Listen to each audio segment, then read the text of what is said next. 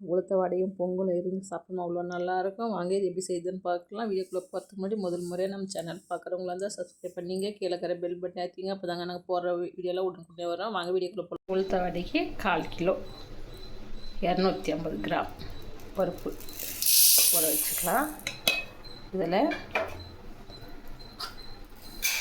கொஞ்சமாக ஒரு டீஸ்பூன் அளவுக்கு பச்சரிசி சேர்த்துக்கலாம்.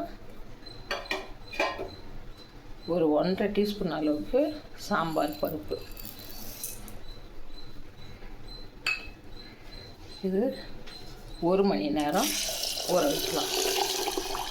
நல்லா ஊறிடுச்சு. இப்போ நாம் மிக்ஸி ஜாரில் போட்டு இதை அரைச்சிடலாம். நல்லா ஆட்டிட்டோம். கொஞ்சம் இஞ்சி பூண்டு பேஸ்ட் போட்டுக்கலாம். ஒரு வெங்காயம், கூடவே கொத்தமல்லி, பச்சை மிளகா போட்டு நல்லா பிசைஞ்சிக்கலாம்.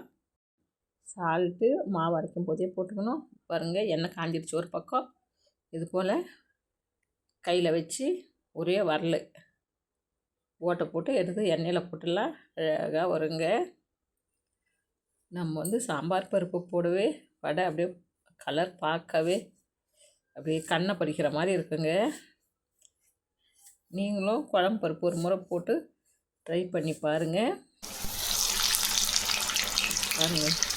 நல்லா இப்போ நம்ம திருப்பி விட்டுட்டு நல்லா பொன்னிறமாக வருது பாருங்கள் கலரு. உளுத்த வடை சின்ன குழந்தைங்களுக்கெல்லாம் கூட கொடுக்கலாங்க. ஒரு 5 மாதம் குழந்தையிலேருந்தே உளுத்தம் பருப்பு எல்லாம் குழந்தைங்களுக்கு கொஞ்சம் கொஞ்சம் வடை செஞ்சு அதெல்லாம் ஊட்டி விடலாம். நல்லா போட்டுருச்சுங்க வடை. அது பாருங்கள் எப்படி தெரியுது கலர். ஒரு தட்டுக்கு மாற்றிக்கலாம்.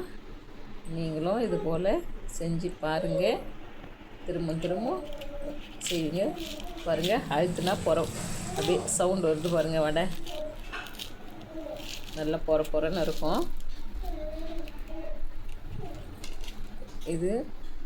இந்த வடை சுட்டுட்டு